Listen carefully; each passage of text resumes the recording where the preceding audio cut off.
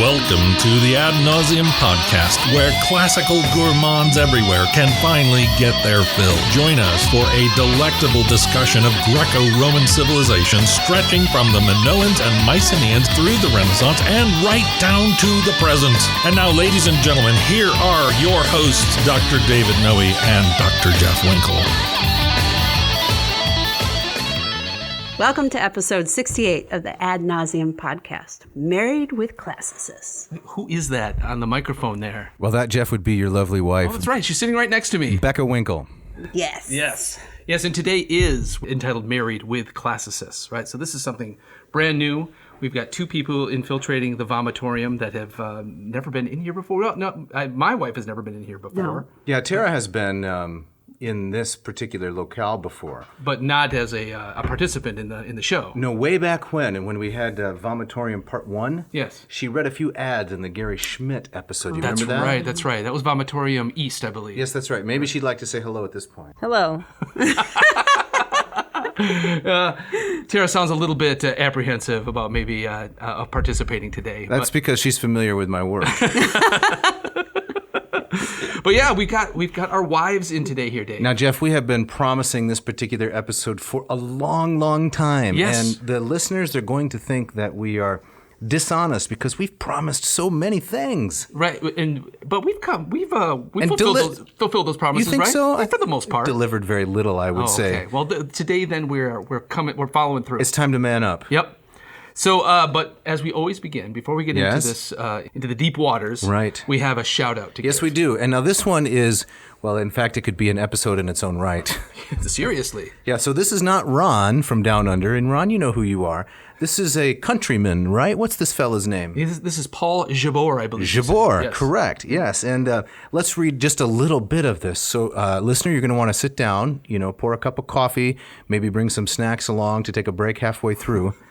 Here we go. Paul says, I am Australian by birth, British by adoption. I'm going to read this part because it's self-congratulatory. Though not on paper, fear of official forms, public offices. You covered this well in the Odysseus in the Underworld episode. Well, he listened to that He one? did, and that was a long time ago. Yes. English by inclination. Okay. Take it away, Jeff. All right, so he also says, my school chopped Latin the year before he was due to start it. Not that would have done much good. Sport, principally cricket, was in full possession of my mind until I left school and found myself in an office of the Queensland Public Service. There's the sticky wicket, right? Yes, exactly right. Ambition unexpectedly stoked by repulsion. Ambition stoked by repulsion. That's not one you get often. No. That's going to be the title of my autobiography. Ambition stoked by repulsion. Yeah. My father had always urged me to study just in case I wanted to go to university. Of course, he didn't understand anything until suddenly he did. And I had to beg my way past my mediocre results into an English literature degree course. My goodness. Yes. He says there was no interest in any other language than the mother tongue until I pitched up in Italy, decided for no reason that I could ever articulate that I wanted to live there, came to England, married, and then dragged my poor wife and two children to Parma for 8 years. We've been to Parma. We have been to Parma. Yes, it was January of 16. Yeah, you remember that? I do remember it. Do you remember the giant wheels of cheese? Yes, we travailed the city, and it was quite interesting. Very interesting, right? Do you remember that interesting detail that lots of the locals there, instead of having money in the bank, they have wheels of cheese? I do not remember that. Have aged for years and are worth thousands of euro? That's incredible. Yeah, the cheese on the bus goes round and round, you could say. Well, that should be the subject of an episode of its own, yes. So then Paul goes on to say, when my wife had had enough of being stuck up a hill, however scenic, we came back here, that is Australia, and I fell through several jobs until landing in the one I've been doing for the last 14 years. He says I won't describe it. Why not? I don't know. Okay. I don't know. Maybe pick up at the languages in the armory. The languages in the armory? I'm trying to work my way through the okay, here we go. The languages. It's on page 75. The languages in the armory of someone like C.S. Lewis or virtually anyone else before the war inspire awe. Patrick Lee Fermer is another. Classicists at War. That would be a great episode. Yeah, so now he's giving us advice? I don't know if is he going too far? Come on, Paul. This is a shout-out. That's right. Anyway, he says, I started Latin about 10 years ago, first with a Cambridge course and then with a tutor. I much prefer the latter, etc., etc., hard yaka, etc., etc. He does say, he says, forgive me if I've responded too enthusiastically to your request. Well, yes. No such thing. No. No, we love the enthusiasm. Thank you very much, Paul. This was a great and Really enjoyable read. Yes, and thanks for listening. All right, Jeff. So as we get into it today, we have some marriage-themed quotes. That's right. Not just one opening quote, but several. Yes. Right. So I believe my wife, Becky's going to read the first one we have. Would you set it up and read it? There is no more lovely, friendly, and charming relationship, communion, or company than a good marriage. Martin Luther. Yes. What do we think about that one? Well, do we know anything about his marriage? Was he happily married? He was. He was? Katerina von Bora. Okay, I don't know his story. Our daughter loves those books, doesn't she? Tara? Yes, she's quite enthralled by them. What books are we talking? What are you talking about? A series by Louise A. Vernon, and she chronicles some of the reformers. And Okay. so And there's their a family book, life, right? Thunderstorm in Church, that Sophia especially enjoys. So Martin and Catherine. Katerina. Had a happy marriage. They had a happy marriage. Okay. Though he was always spending way too much money, and he'd have to come back and say, "Katie, I gave away all our money," and she would berate him for squandering their money. Spending a lot of it on beer? Well, beer, but also he'd give it away to beggars. Oh, okay. So he said God divided the hand into fingers so that money would slip through. Oh, I love that. It's like nice, that. That is but nice. hard for family budgeting. Tara, you got our next quote. Yes, this one is by Marcus Cicero. It says, "Not cohabitation, but consensus constitutes marriage." Ooh, romantic. Wow, that's not one you're going to find on a Valentine's card. No. Cicero really knew how to woo the ladies, didn't he? Oh my God. It's not consensus, not cohabitation. Notation, but consensus. Right. In other words, will you marry me? Okay. Okay. That's it. That's it. Right. So, I mean, again, you're our Cicero guide. Yes. And we know a lot about his relationship with his beloved daughter, but yes. do we anything about his wife? Miserable. Eventually ended in divorce. So it did. he and Terentia were miserable for years. It seems like he was so ambitious, bent on political advancement, he leveraged his family deep into debt and always just went to Terentia and said, hey, we're going to borrow some more money. I'm going to buy another house. And I don't think he was especially kind to her. Yeah. I don't think it would be nice to be married to a man who's so talented but also so ambitious. I think it was pretty miserable. Probably didn't see him much either. No. I mean, he had several villas spread out all over the Correct. boot. And, marriages were for political advancement. Right. The element of friendship was pretty muted. That's true. Well, let's get to something a little bit lighter. We got one more good quote, So, right? Beck, if you want to do the My last one. favorite. Yes. I love being married. It's so great to find that one special person you want to annoy for the rest of your life. And who gave us that one? Rita Rudner? Rita Rudner, yeah, kind of old school 70s comedienne. Comedienne. That's a great one. She might have been on like a Laugh-In, I want to say. That sounds right. Maybe not. I'm not sure. Maybe the Smothers Brothers? Yeah, exactly. That's the era That's that we're the talking. era. But that's a great quote. Well, one special person to annoy for the rest of your life. Yes. Can we settle there for a second? What, settle? David, what do you do to annoy your wife? And Jeff, what do you do to annoy your wife? The better question is, what don't I do? Well, I think that we should let the wives answer this question. Yes, exactly right. So I'm often very unaware of the things Right. that I do that you find annoying. But can you pick one? Just one? Yeah, this is no holds barred. Yeah. I think, and you know this, the recycling of material, the stories, the jokes, the phrases. And I call it old material. She will often cut me off old mid-sentence material. and just simply old material. No, Does old she material. hold up fingers to indicate the number of times, She's heard run- it twice? she's I run- have a she's run out of- finger. Yeah, there's a particular finger she holds up sometimes. Oh, my goodness.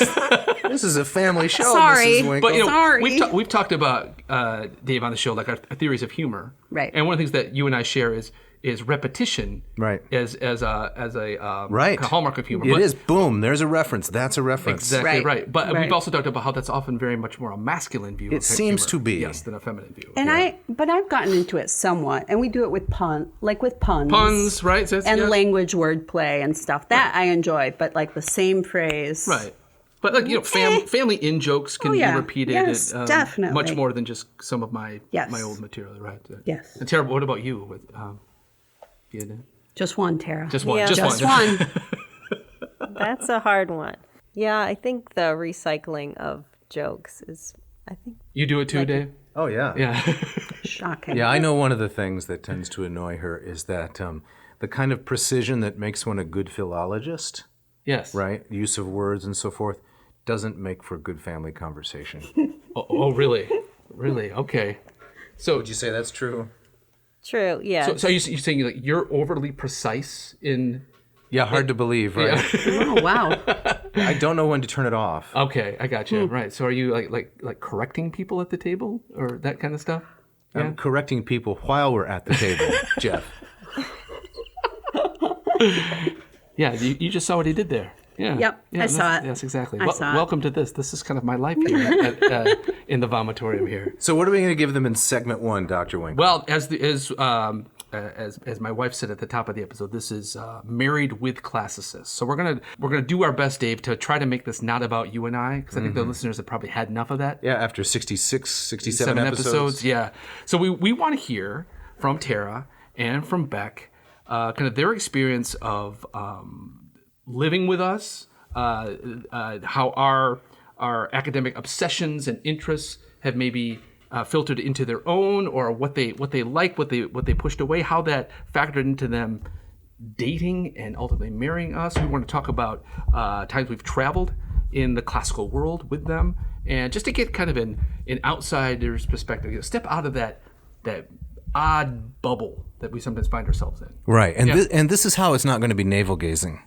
Yes. If I may. Exactly. And that is, we think that a lot of our listeners are in a similar circumstance. A lot of you are Latin teachers. A lot of you teach Greek in classical schools and private schools and public schools. And you have a kind of obsession with the things that we're interested in, right? That's why you're listening.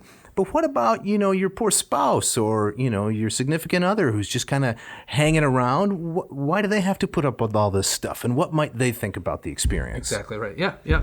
So for example, Bec, how many episodes of the show have you listened to? None. Not one. Not one. Not one, right? So I have avoided it. That's right, and that's fine. I don't take offense at that, but it does lead me to believe that that's this is a world that I live in that is completely separate from you, and to what degree is that kind of a stand-in for a lot of this stuff? And I know that there are a lot of things that through our travels and things that we've read and that we've talked about, like you've taught the Iliad, right, as an English teacher yourself.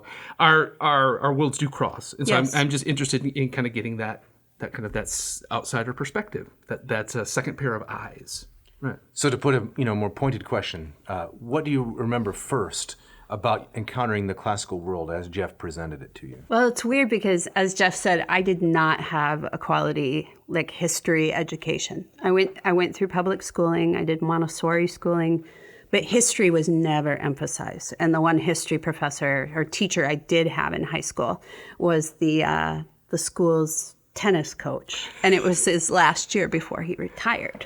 So he wasn't the history teacher that happened to be the tennis coach. He was the tennis coach that happened to be the history teacher. Okay. His final year before retirement. Yes. An ideal circumstance for learning history. Yes. And we had a study hall every single day. And he would say, you could read this chapter if you want, but you don't have to. And that was it. And so when I went to college, I did my history before I came to Calvin, where we should. But I did my history requirements there, and so I didn't get a very full history. And I honestly thought history was boring. The idea of classics was boring to me. That's all right. But I think the brilliance of it is that for me the power is story, and the power is people. And Jeff has always had a way of presenting history not as something that was, but as a story that continues to live on. And when you listen to the story as opposed to the details and the facts, you get very wrapped up. Yeah. And so for me, I really had very little knowledge. I studied French, I studied Spanish, but I had very little knowledge of anything kind of classical. Did you not Jeff. even encounter the Odyssey? No. Like a ninth grade or No. anything? Nothing like that. No. Yeah, that's wild. Nope. So full disclosure, we should say my wife Becky is a high school English teacher. Yes. And so I think one of the ways in which you and I have shared a lot of interest is through that interest in narrative and the stories. Well, we tend to teach and read different narratives from different eras and such. Yep. There is kind of that. The notion of the hero's journey. Right. There's kind of that, those archetypes. Throw in some liminality, maybe. Oh, yeah. We love let the liminal record spaces. show you brought up All right. Love some liminal spaces. Beck is also very interested in liminal Oh, I spaces. love it. So, that's great. About Tara, now how about you? Well, I also went to a public high school, but it was very much math and science focused. And that is what I ended up studying. I studied biology. So I had very little exposure to anything classical. And I think even saying the word classical, when I tell people that my husband is a classics professor, they will say, oh, so does he teach about Jane Austen's books? Yeah. Or so they don't have... That don't word understand. is foreign. Yeah. Right. Like Bec, I studied Spanish in high school, so that was my foreign language. Latin was not offered. So I really had no exposure, maybe a little bit of Greek mythology in high school. I did not read the Iliad or the Odyssey. Okay. I don't even think I had Greek mythology in high school. I mean, there was nothing. Nothing. And then I also went to the school that shall not be named. But again, I was a science major, and I had done a lot of my core before coming to the school. So I was basically in the science building the whole time. The first Greek or Latin class that I took was actually in graduate school, and it was Greek and Latin roots for medical terminology. Oh, sure, right. And Yeah, there you go. So, I ended up adding that my first semester because I didn't have a very heavy course load, and I saw it in the school paper. We were at the University of Iowa, and I thought, oh, well, this looks really helpful. I think I probably should learn these roots because when you read medical journals and scientific articles, it really helps you to learn that. Yeah. So then I was back in my apartment, and I said to Dave, I said, oh, I signed up for this class, medical terminology. He said, what? I just got assigned that by my graduate student advisor. I'm teaching that. And you're getting an A for sure. Let me Oh say. my. But it was a 1-credit class, and you actually just studied online, and you only met for the midterm and final, and there was probably 500 students in the class. Which I proctored. Oh, you did, yeah. And I winked at her before I handed out the exam. What? That's some fraternization? Is what they Well, yeah, right, yeah. I think she got like a 98.8 on it, though, Okay. because, I mean, lots of diligent study. I remember teaching that class, which should have been, online with just with it and trying to fill 3 days a week, 15 minutes at a time. With terminology? To terminology, trying to turn these into lectures. I tried to have fun with it, but there was nobody in there that was interested in having fun.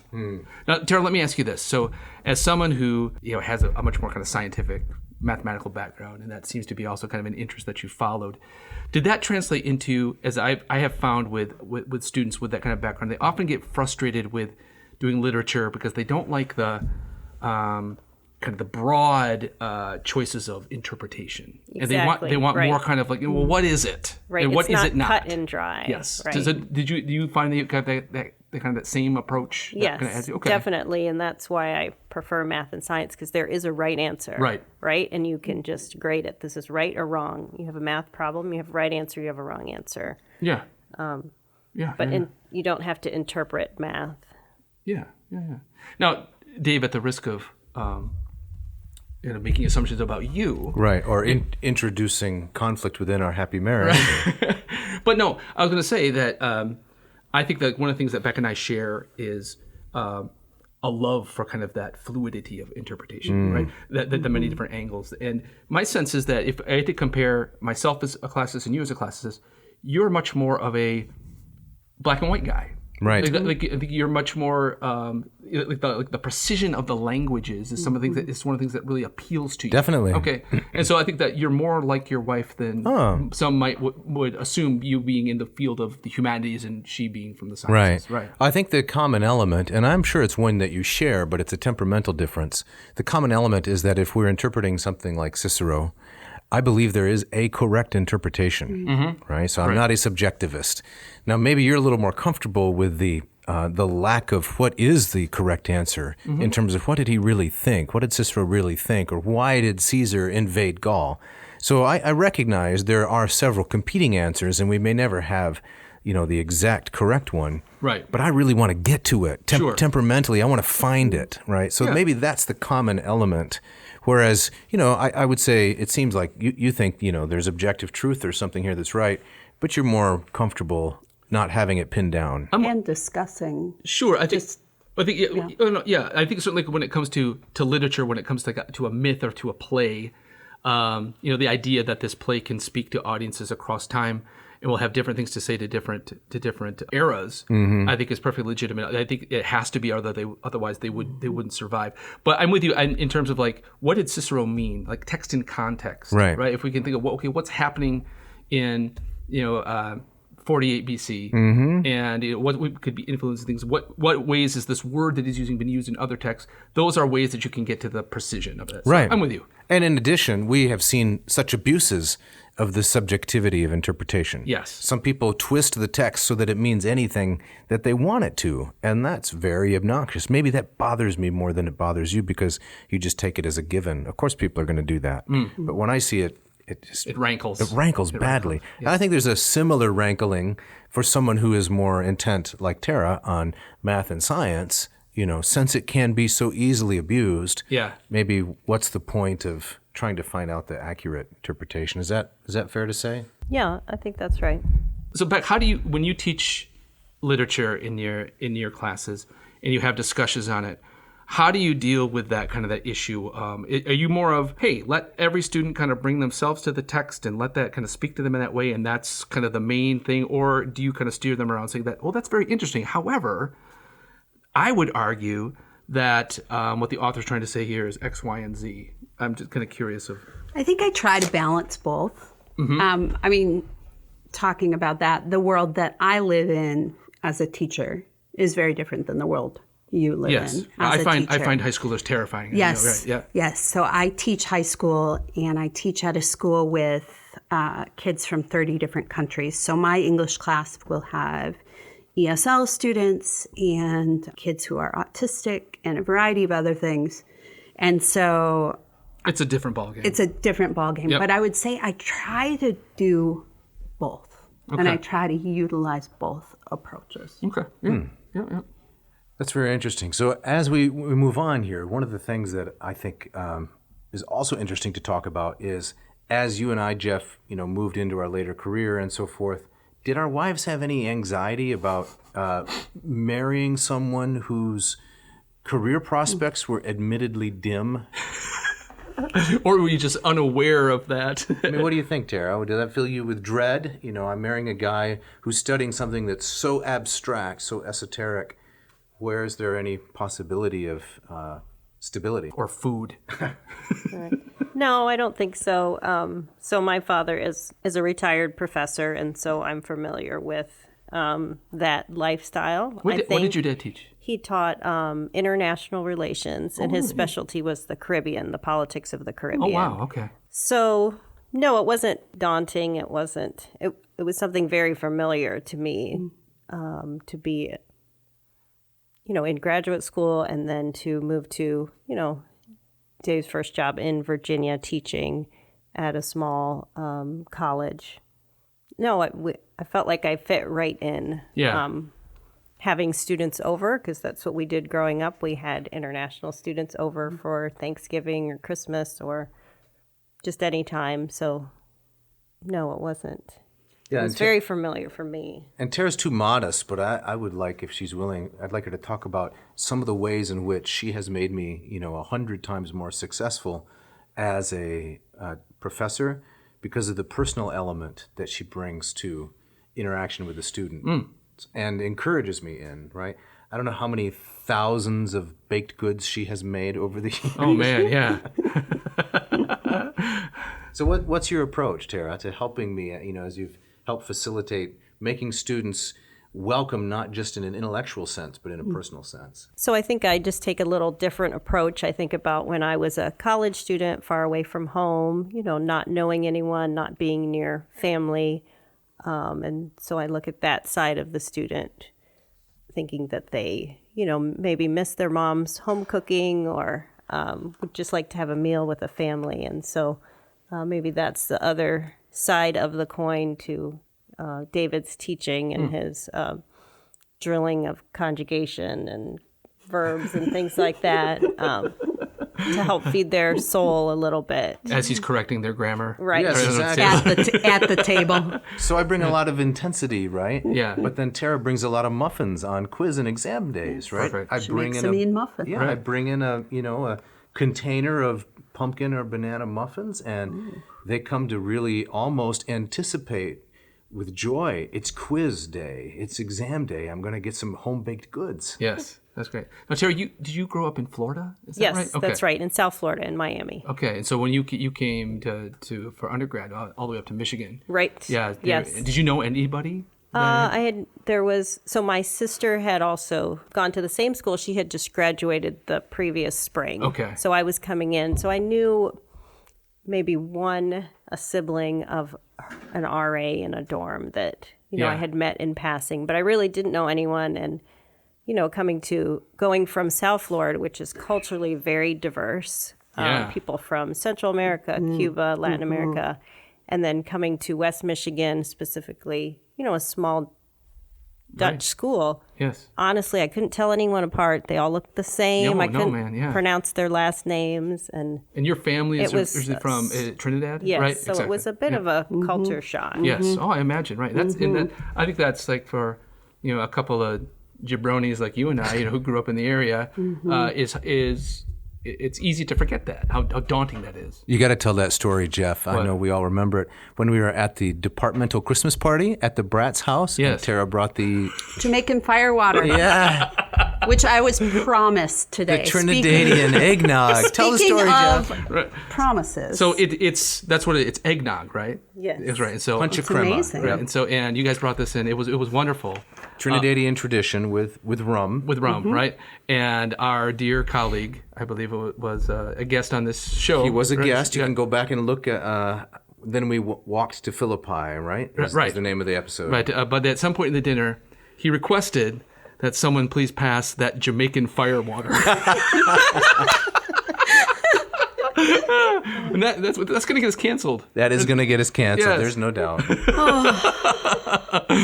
Right, but that maybe in a nutshell, that kind of describes the kind of the Yes. fish out of water Yes. experience. Yeah. Right, Yes. right. So we're almost halfway through here, Yes. and in the second set, after the ads, we're going to talk about some of the really practical effects of living, with a classicist, for better and mostly for worse. But before we move to that, Yeah. I'd like to hear a little bit more about, how our wives have sometimes been pulled into our discipline, despite themselves. I don't know if that's happened in your case, but Tara has taught Latin and things like that. Oh, People wow. just naturally assume that she's able to do all those things because it's like a family enterprise. Yeah.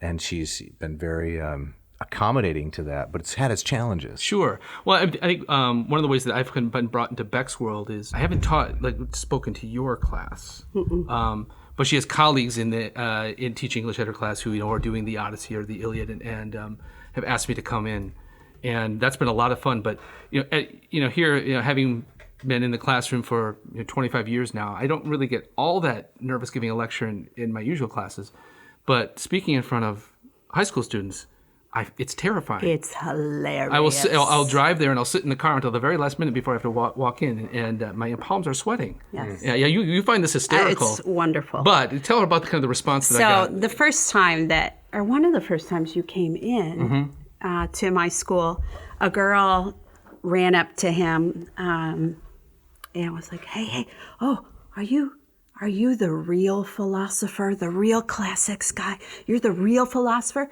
And she bowed. Yeah, she gave me She a bow. bowed. Wow. Yeah. And I don't get that response ever. So he's quite honored, Yeah, I am. It's terrifying, but he's it's, still anxious about it. it's a lot of fun. And I find when you when I do the Odyssey or the Iliad, I'll put some Greek up on the screen and recite a few lines. It's like a magic show off. It's just it's a magic trick, and you get their intention. I do it too. Exactly right, and that smooths things over. But I could not do what my wife does. I could not do it. So you talk about bringing students into your home. I think one of the ways in both you and I are very different is I think I err on the side of kind of keeping students at arm's length, and you err on the side of come on over, let me adopt you. Yes. Right. And Yes. so you for you it's really kind of all about the relationships. Yes. And not only teaching the subject, but helping these kids with their lives. And I find that very admirable, but it's something I could never do. Yeah. I do enjoy. I think the one way for me that I think I love with my students, like they'll have a question about a vocabulary word, and so to be able to text Jeff or call Jeff and be like, "Hey, what are the roots of this word? And then he just makes something up. No, I don't know. He could, but I love language, and I love understanding how language works. And my students, I've actually found, even though I teach at such a crazy diverse place, they love learning about that. Latin and Greek, the roots, the history of where the word has come from, just creates such a deeper appreciation for the language. And that's where, and at her school, of course, Latin and of course certainly not Greek they're not offered. Yeah, I mean, I love getting those texts from you. Like, you know, hey, we're looking, this word came up. You know, is it Latin? Is it Hellenic? Yeah, that's great. I like to feel useful. You know. So Tara, how about you? How have you been kind of shanghaied into Dave's world? Can we say that word? Shanghai. That's another Jamaican firewater there. Well, yes, it is. We'll fix it in post. We'll find some other term to put in there. So I did many years ago teach a very basic introductory Latin class, but it was to maybe just 6 and 7 year olds. Oh wow! And the reason why is David taught an upper level class, and there were some younger siblings that needed instruction, and this was in a homeschool environment. So thought, well, I think I can do this. So our kids learn Latin using a very antiquated online flashcard program where you would hear a word in Latin, you would see a picture, and you would repeat the word. And so I just picked up a lot of vocabulary that way. Just along the way by doing it with your own children. Okay, or sitting with them and helping them to learn. And they actually learned to read and pronounce Latin before English just because it's phonetic, and it's strictly phonetic, right? English is not. When they say sound out a word, you really can't sound it out. It doesn't work. In Latin, it does. And so that's how I learned Latin. So I did teach this homeschool kind of beginning Latin class. And Jillian at the time, who was in the previous episode, I think it was 67, was maybe 7 years old at the time. And she was not quite old enough to be in the older class. So she was sort of demoted to my class.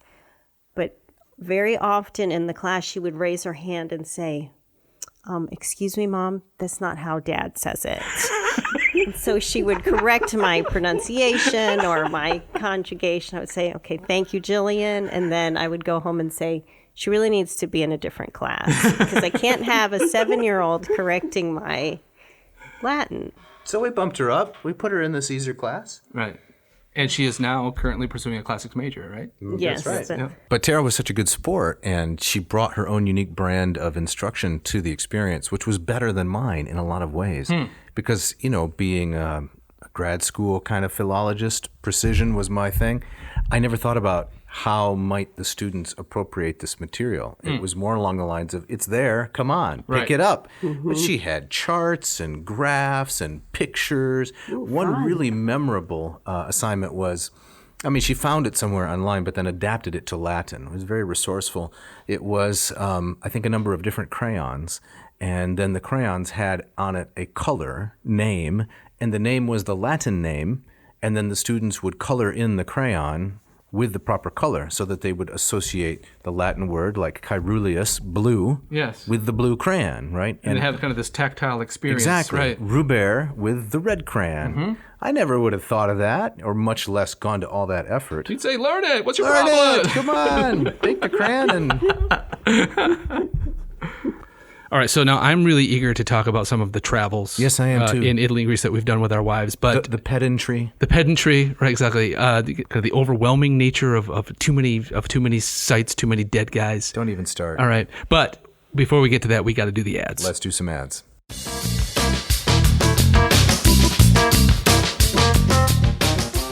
This episode of Ad Nauseam is brought to you by Racial Coffee. In Portland, Oregon, Mark and his fine team of aestheticians. Can I say that on air? You gotta be careful there. Yeah, you Sorry. can. Those persons keen on aesthetics as well as engineering have put together a fantastic coffee machine. Yes, they have. The Ratio 8 and... The Ratio 6. Correct. Right. I got the 6. You got the 8. Yes, I love I my do. machine. We've talked ad nauseum. We have. About how I love the weighty carafe. Right. You got the 3 stages. You got the bloom stage, The brew. and the ready. That's right. And then you're ready to go with a delicious pot of coffee every morning. We Yes. had some friends in the house the other week. Someone who has said she will never have a shout out. She's too shy. What? But she loves the podcast. Okay. And she said, this is the famous ratio 8. Okay, yeah. I'm Yes. I'm guessing that after a cup of that, she's rethinking the shout out thing. I didn't let her have any. Oh, yeah. But yes, I think she should get a shout out. Yep. So. Yep. And we have some special ad copy here. We do. Yes, Yep. and Mrs. Noe is going to read it for us because I think it encapsulates very well exactly what Ratio is doing. Let's do it. Let's hear it. At Ratio, we believe everyone should be able to enjoy world-class coffee without the fuss, which is why we build coffee machines for flavor, precision, simplicity, and beauty. No more and no less. We call it convenience without compromise. Our customers call it, I'm never buying another coffee maker again. Nicely done. Nice Yeah. work. Right. Now we should talk about this contest. Convenience without compromise, Yeah. Nicole. Can you just dilate on that for a moment? We're just gonna going to pause right on. and marinate. Yeah. Yeah, sorry. Okay. Convenience Without compromise. How does that work in the Winkle home? convenience without compromise, it only really works around the coffee machine. Okay, so Yeah. tell me more. So you don't want to go down to the local Breenery Brewery? Not the bagel barn? No. No way. No, that's not convenient. No. You want it right there on your own countertop. Hit that button. But what does it mean that there's no compromise? Well, I mean, they have exacting standards there at Ratio Coffee, right? They're not doing things halfway. No. No, it's great. I've never had a better coffee machine in my life. All right. And Yep. you're never buying another one? Never. All right. So if our customers want to score for themselves a great 6 or an 8, they go to, RatioCoffee.com. and they enter a coupon code, ANCO. yes, ad nauseum coffee, and they'll get 15% off one of these great machines. That's right. That's right. But there's more. No, that's it. No, there's more. Okay, what is it? So they're going to have to continue listening because we're extending the special sweepstakes. where yes. You can win a Ratio 6. We're extending it for another episode. So at some point later in this episode, we will mention the special code. You have to listen carefully. It's just going to be inserted in there. Then you go to ratiocoffee.com/ANCO, enter the code, and you'll be signed up to win your own free Ratio 6. And we will announce that winner in episode 69. That's correct, the Yes. next one. Okay. This episode also brought to you by Hackett Publishing. Hackett Publishing, as I recently learned, is coming up on 50 years. That's incredible. 50 years of publishing high quality, digestible, accessible, approachable translations of not just the classics, but from many other corners of the humanities. Affordable. Yes. Beautifully produced. Beautifully produced. I love the artwork on the front. I've used them. I use them in every mythology class I've taught over the last 10 years. I've got a number of Hackett editions on my shelves in my office and at home. You got one in your glove box? I do. In case of emergency? I do. I actually have that Ovid's Metamorphoses. That's right. Is in my van as we speak. I know. So we've got even 2 copies of the Metamorphoses, one by our friend Stanley Lombardo, Yep. and the other by Ambrose, right? That's right. So this is a great thing about Hackett. When you check out their catalog of books, they have multiple translations for all the major authors. Right, which is, as I take it, that's fairly rare. It is. Most publishers, we got They one focus on translator one. for one thing, and we don't need another one. But Hackett say, hey, come on in. Correct. Right. And in addition, they have been supporting this podcast for more than a year now. Yeah. They jumped right on it with this generous support. They said, hey, we like the classics. We want to popularize them. We're going to support what you're doing and offer our audience a great deal. Yes, right. So, listeners, if you go to HackettPublishing.com, There's 2 T's in Hackett. 2 T's, find the books that you want, put them in your little checkout satchel. Right? Is that what you're doing this time? Once you started out with grocery cart, and I Yeah. said, whoa, Winkle. Right. That's There's usually a the little icon. It's a little grocery cart Right, so and buying books. okay, now it's a satchel. So put in a copy of Reeves' Plato and a dozen eggs. Yep, exactly. Yep, a side of beef. And then you type in the coupon code, which is, I believe, AN2021. For just a few more weeks. That's right. And then it will change. To AN2, I think we can reveal this. It'll Yeah. change to AN2022. It's a bombshell. It is huge. Right. But if you do that, you will get 20% off, 20%. off, and free shipping. It's incredible. Check it out. This episode also brought to you by the Moss Method for learning Greek. Dave, tell us about the Moss Method. Gladly. So Moss Method is a program I have developed that will take you from Neophyte to erudite. Which means you start out as a tender little twig knowing no Greek whatsoever, and by the end of my program, you will have almost as much knowledge as I have, by God's grace, accumulated in the last 25 years. Why is that? Why is that? Because I have put into this program virtually everything I've learned in the last 25 years of studying Greek. My goodness. So it's a lot. So they sign up, and then That's right. It probably takes them a good year before they're ever even reading it. Oh, Greek. no. Great question. I love that setup. They're reading Greek in the very first lesson. Oh, my goodness. Unlike other programs where learn a rule, apply a rule, forget the rule, learn a rule, apply a rule, forget the rule. In this program, you're actually reading Greek from the start. It's simplified prose, but they're good stories, connected, interesting stories. And I've heard rumors that there's also a direct connection to you. That's correct. Yes. So as soon as they sign up for the course, I get my tentacles into them. So if students are interested, they should go. Well, let's talk about that a little longer. The tentacles? Okay, Yeah. okay, all right. It's a metaphor. Okay. It means that every week on Friday or some other day, they get to meet for the Moss Method office hours. Oh, okay. We get together over Zoom. We just had one yesterday. We had a couple students from the state of New York. We had one from Michigan. We've had folks from Hong Kong, from Kansas, from the UK, Italy, from all over. We meet and we talk about Greek, anything that you want to learn, New Testament, Homer, Demosthenes, whatever. And that's one of the key benefits of being in the Moss Method course is direct access to me. No flanky, but me personally. No flankies involved, and some interaction that you get to meet other people who are doing this too. It's fantastic. It's a lot of fun. So it's expert, self-paced, and accessible. Go to mossmethod.com. Check it out. And you got a lot of free stuff on there they can check out. Tons of free stuff. We just put out an episode looking at Homer's Iliad, Book 1, lines 258 and 259. Okay. And pretty interesting stuff. Mishka edited the video, put some comic elements in it. Lots of free material. Excellent. Sounds great. Don't hesitate. Check it out.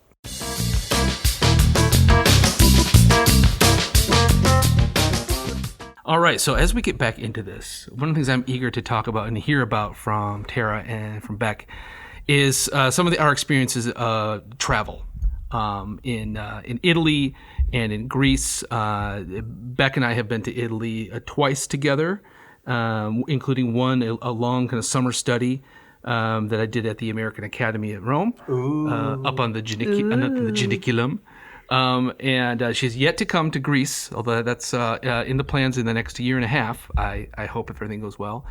Just to kind of hear a different perspective, in traveling through Italy and Greece, going to the ruins, Dave, it's stuff that we love, that we can obsess about.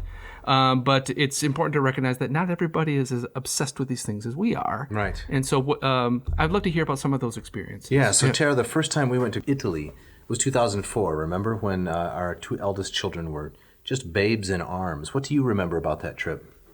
I remember that umbrella strollers don't work very well on the cobblestones. We didn't plan very well in that. Jolting your children around in the From the Arch of Titus, going up to the Arch of Titus and then down into the Forum. Yeah. We had two really nice umbrella strollers, and they were absolutely worthless.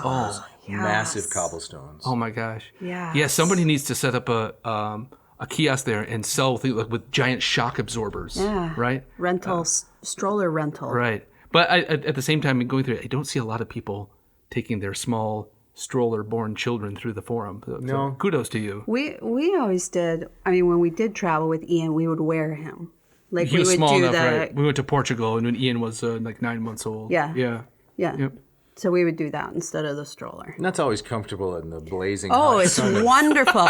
It's July also Rome. wonderful if your child gets ill. Yeah. It's the stomach flu. Exactly. And your husband happens to be looking somewhere off at the distance, taking a photo as your child is launching all over you. I learned recently there's a name for that when you get sick in a place that's foreign to you, not your home. It's called jippy tummy. Jippy tummy? Jippy tummy. It's a new word. Yep. Really? Look it up. Sounds like in the Jamaican firewater. Sounds like Yes. sounds a little suspect. This now is getting so offensive. It's not sus. You take your kids to Rome and you get the jippy tummy. The jippy tummy. Yeah. But what else do you remember about the trip? Lots of museums, lots of old things,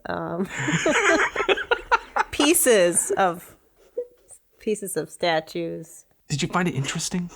Or was it like the people that you encountered in college that all kind of looked the same to you? After a time, it did. Yeah. And I remember, I think it was this trip. I think there was one museum that David had on his list, and the kids at that time were 4 and 2, 4 years old and 2 years old. And I just said, you know what? I think they need to go to a park. And as it happened, there was a little park next door to the museum. And I said, why don't you go in and they'll play on the swings. And so they had a little break and they got to swing. And so they really liked that. And That was the Borghese Galleria. yes. You know, that little arcade that's right outside, because the Borghese Galleria is in a large park. And there's a traveling arcade, kind of, with tilt-a-whirl and so forth. And but you went back to the Borghese, remember? In 2017, when we took students there. Yes, that's right. So I That's did a make memorable it back experience. inside. Yeah. And how many students were on? You have to tell this story about shepherding all of these students through the streets of Rome, because this was a Herculean effort. This is the 13th labor. We had 40 high school students from West Michigan that we were taking around. I think it was 32. Was it 30? Yeah, Well, we add a couple students every That's year. a lot. What we had to do is, after we lost one in public transportation, we had to assign them a number. True story. And really? they would count off before we either left the hotel or left the museum.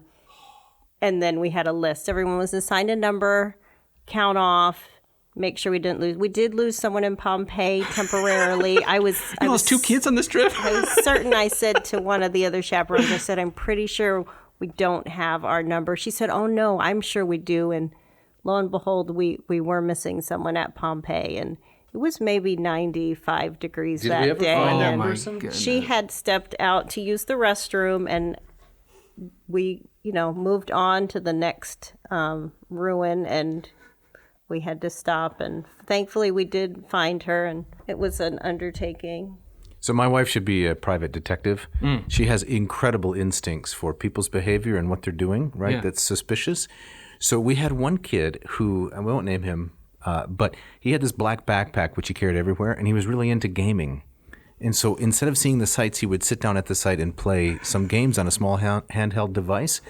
But he also had in his backpack at least 2 or 3 2-liters of soda, Mountain Dew or something like that.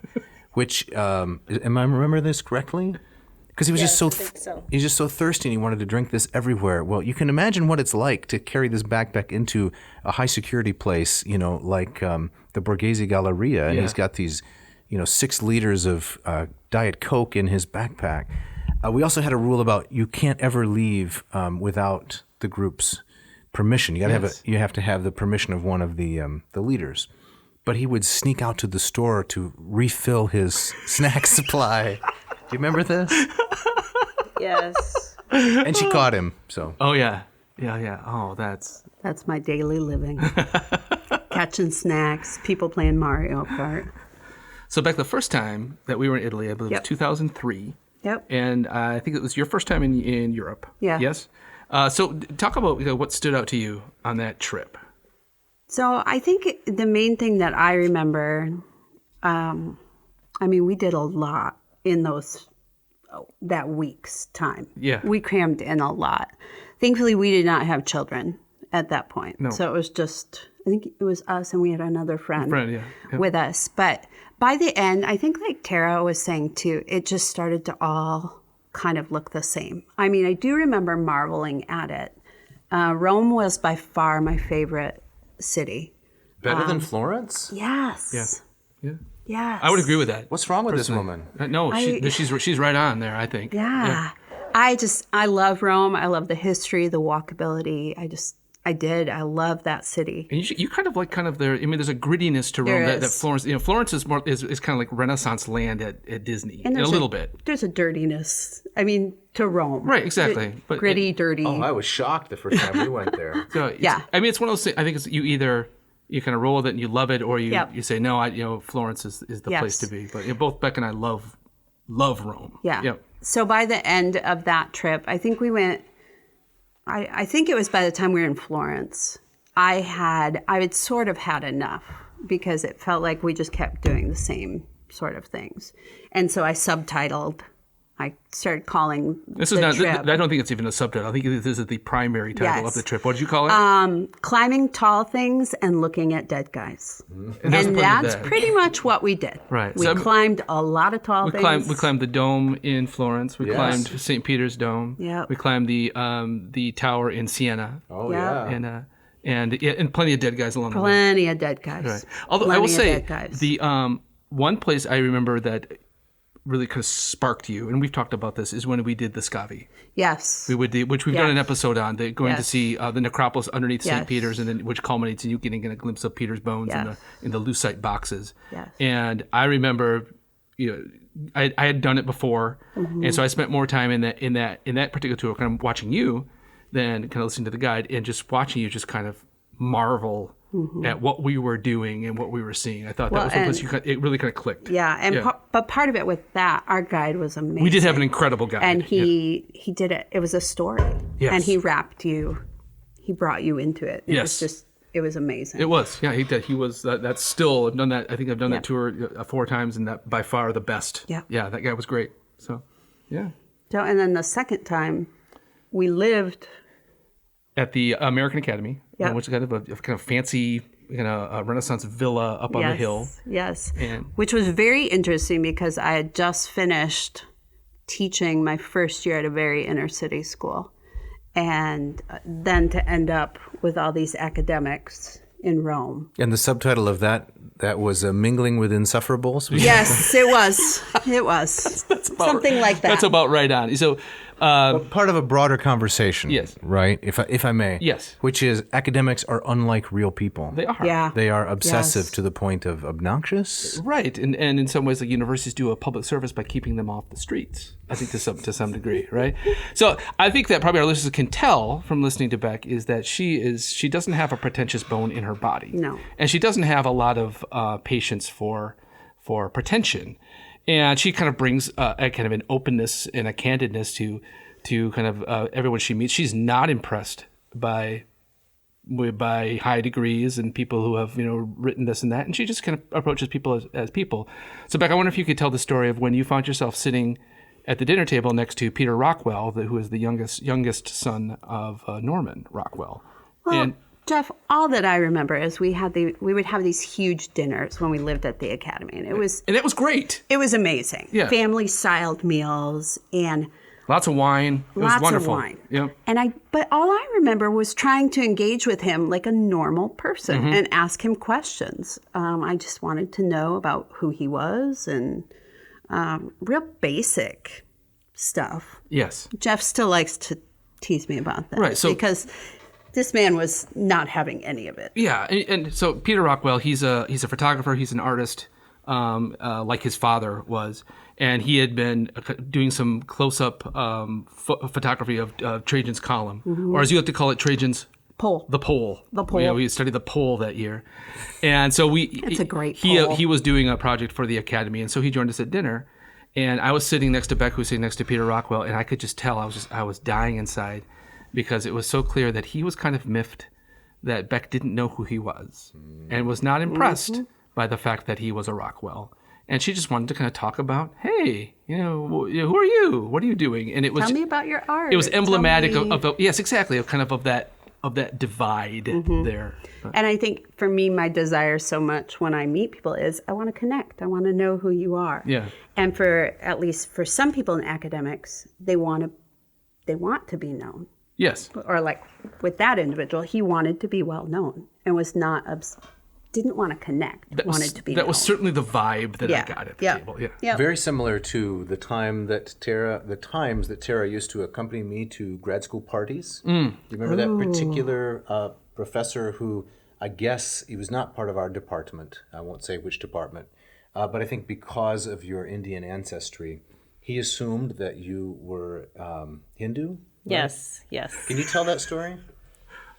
Oh, please tell this story. Is this a religion professor?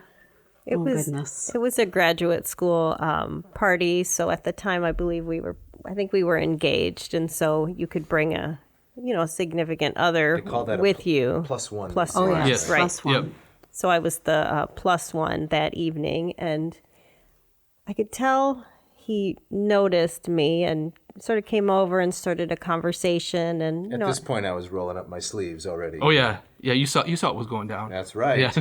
so I explained that I was a fellow graduate student, not in classics, but in a different discipline, and we continued the conversation. But once he found out that I was a Judeo-Christian, there was no interest Really? in talking with me any further. Huh.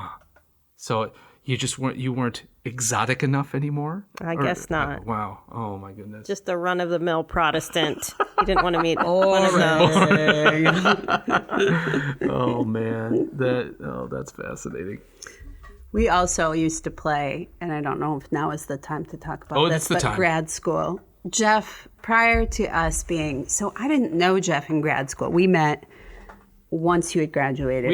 We actually bonded over music. Yes. And not yes. academics. We were in a band together, Mm-hmm. and I was the singer, he was the guitarist, and I dumped him, and he wrote mean, angry songs about This me. is not the time or place for these. Yeah, for okay, these never stories. mind. So, but you would Islands in the Stream, is that what you wrote? Or?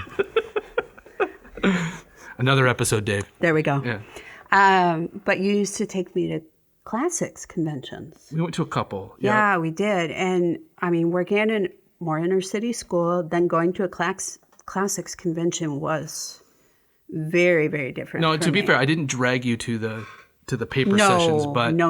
we went to Cincinnati and went to Madison, and there in that corner of town we were in, the place was crawling with classicists. Yes. Yeah. And so Jeff and I, it may have been more me. It was you. We invented a game, and we would go any restaurant that we would go to, or anytime we were out in public at these sorts of events, we would just sit in a booth together, and we would play Classicist, not a classicist. And it's actually quite an easy game to play. It's fish in a barrel. It is. Right, exactly right. You can see them coming a mile away. It's true. Now, you would deem someone a classicist, we would never, prove it by asking them. No, but it was it was obvious. It didn't need to be proven. It did not need to be wandering So what were around, the telltale signs? looking a little lost, right? Very lost. Maybe a slightly disheveled, right? Sometimes dark clothing for the women. Oh, for the women, it's all black. Yes, dark clothing. Yep. Glasses, Stepping possibly. on a lot of toes here. This is what she does. That's what she, Yes. Yeah. But you can. It's just you just know it when you see it. She's undefeated at this game. I am.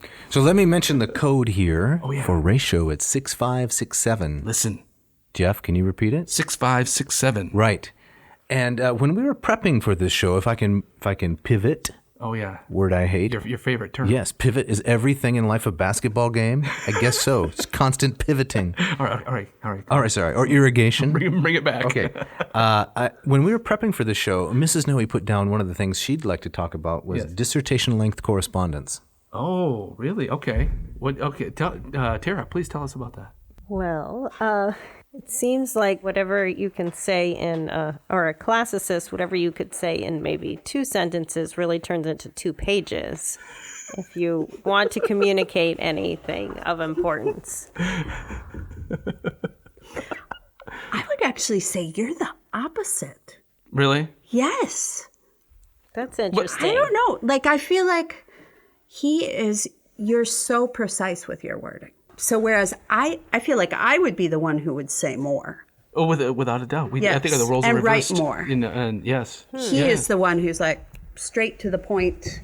So I give him the dissertation. That's interesting. So you got dissertation length correspondence from David. Can you tell us, Tara, what's the weirdest thing you've ever gotten a dissertation length explanation about? Well, that's a good you remember? question to think about that for a minute. I'm not certain. It happens every day, right? It's such a common occurrence. Well, I will hear, and I've been witness, sitting here in the Vomitorium, your husband, he likes to use the voice to text feature. Yes. Yes. And That is I do. so annoying. I smile because when you do that, there's such kind of a formal tone about it, right? And maybe that's just so the software recognizes what you're saying. Before you pile on too heavy, remember I can't use one thumb. You can't use that's right. Right. Okay. Now do you feel bad? No. I have this non-working left hand. I still remember too, was it when you guys were in It was one of the last times you traveled. It might have been when It was 2016. We were in Yeah. Italy. It's been 6 years. But I remember you coming home and saying it was so funny to watch David. Just the two of you would joke around, but then he would get on the phone with Freddie and he would be, "Hello, Freddie." Yeah, 'cause you kind of This formality would come over, Yep. Yeah. and Yeah. I remember you talking. He would. I mean, that was a great trip, but you suffered. Anybody else want to throw me under the Suffered, bus right? while we're at I'm it? trying to. I'm offering you some compassion right now because I mean, you were going through that weird arm thing. Yeah, it was. And It was brutally didn't know what was painful. going on. And it was Right. very painful. Yeah. All right, so we're up against the clock a bit. We got to wrap this up. But before we go, we got to talk about those times where Dave, you and I have led trips. So we've taken students overseas, and we're gone for weeks at a time. Yeah, as many as 18 to 21 days. Yes. What about those left behind? Yes. What about those? No, I know that in our relationship that has been a thing of tension, especially as with young children at home, does not make it easier when you're kind of single mom in it, Or when you're pregnant or when you're pregnant. That's also and you were about you to were pregnant? burst. what my wife. Oh. My wife. Yes. So, Bec, could you maybe you want to speak to that? I mean, what have been the you often talk about these horrible things that come in threes. So we anytime that Jeff would leave, and he did leave me right before I gave birth to Ezra. Remember? it Because was- when he came home within 2 weeks, we had 2 or 3 weeks, we had Ezra. Yeah. So I was large and in charge. But we had a joke. There were kind of 3 things that would always happen, and this has happened every single time he's gone away. Number 1, someone would get Violently ill, right? violently ill. Yep. And sometimes all of us would get violently ill. So were you just faking it because Jeff was No, gone? Or? no. It was not faking. I do not fake this. Number 2, there would be a major weather system of some sort. It was always in January. So we would get feet of snow, polar vortexes, Ice storms. Yes. you name it. Which roof leaks, right? Yep. Yeah. And then number 3, something in our house. We live in an old house. Something always goes wrong. Pipes freeze. Last time he was gone, the toilet overflowed and came through into our kitchen. It was raining in our kitchen. Oh, no. So with that moment, we were I was with a Oh, it group was in awful. Delphi. This was in 2018. And I was on the balcony, which overlooks the valley. Oh, it's It's gorgeous. just gorgeous. And so I thought, what a great time to yes. call. I'll FaceTime my wife.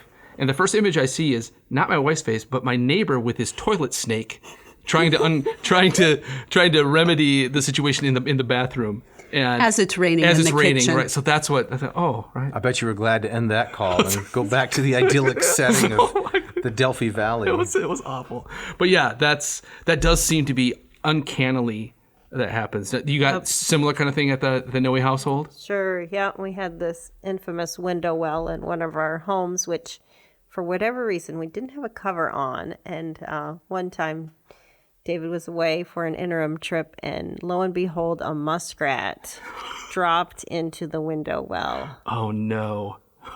Day 1. What did you have to do? Did you call somebody? This has Critter a- control? This Who has do a you somewhat call? violent ending. Who do you call so for a I'm not sure muskrat? Oh. You want to? Oh, no. Want to go down this? No, okay, we're this not road. going here. So the window well was larger than it needed to be because I dug it myself. So Okay. it was maybe not to code, and I finished most of it myself. And this poor creature wandered up through the sewer and dropped in there. And they're not the smartest. So I gave phone-related advice. Put a board down there, see if you can get it to climb out, Yes. entice it to come out. But it stayed there in a long time until I returned, and then services were held. Oh my goodness. Wow. On that note,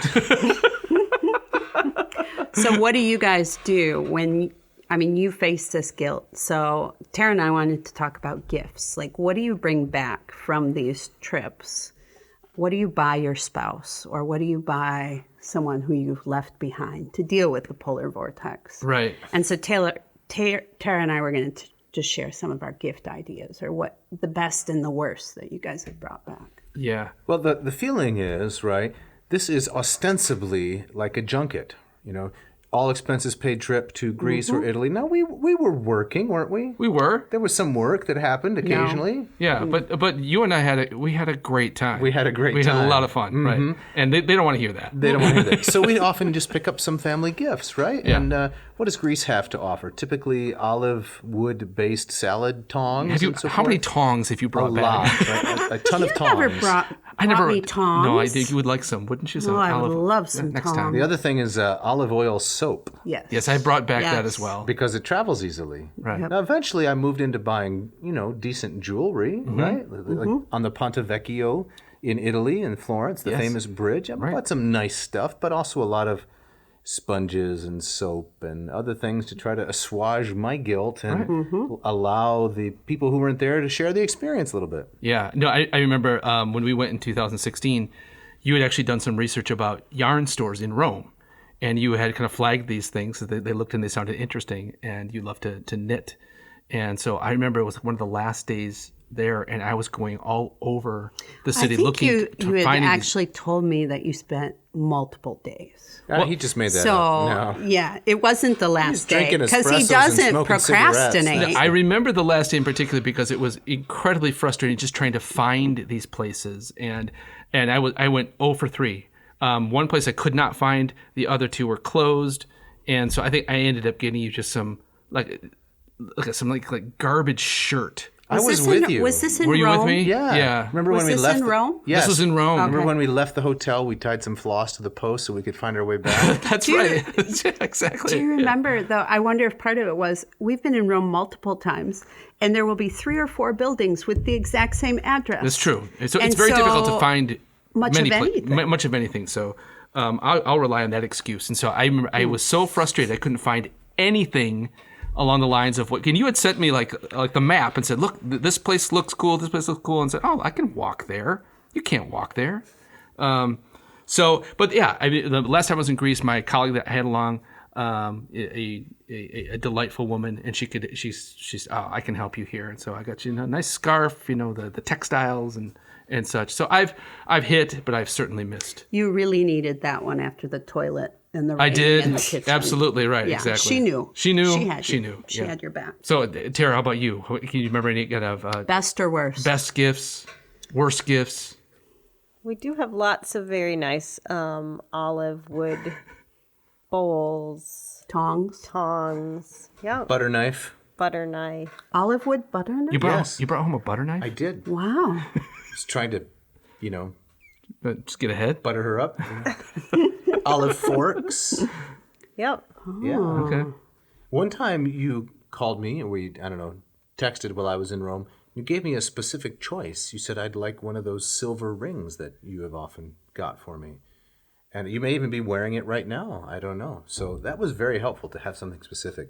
Because I may be a raging chauvinist. Mm-hmm. You didn't have to agree with that. But I'm of the school where it's much easier to please someone if you know what they want.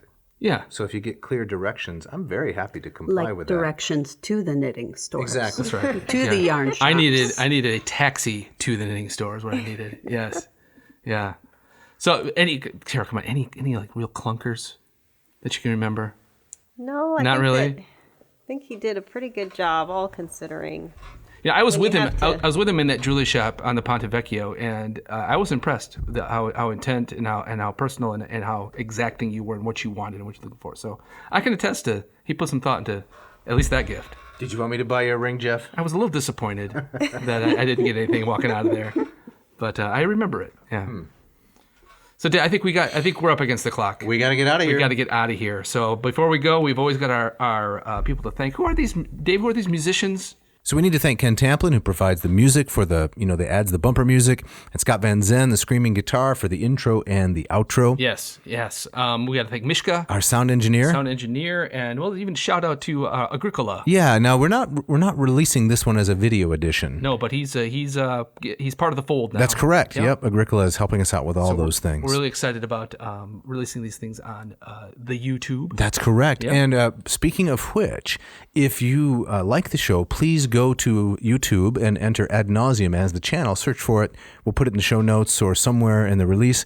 And subscribe to the channel. That would really help our growth. We'd appreciate that. Yep. And if you got a comment or an idea for a show you want to shout out, you can write to Dave at oddnauseam.com. Don't forget the V. Or Jeff at adnauseam.com. Don't forget the V. We'd like to hear from you, your comments, your complaints, your criticisms, your angry screeds. That's right. Not you, Ron. No, yeah, Ron. Yeah, give it a rest, Ron. Right.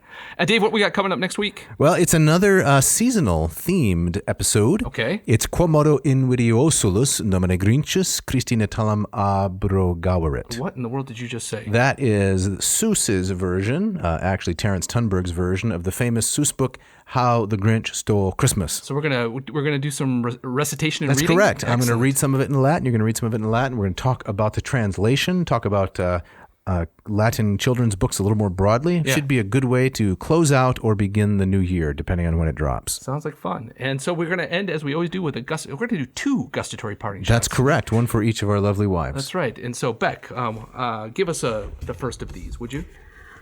You never cook onions with your beans. That is a recipe for tear gas. Justin Swap.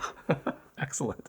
And from Margaret Atwood, nothing helps gluttony along so well as eating food you don't have to pay for yourself. Agreed. Yeah, thanks for listening. Thank you.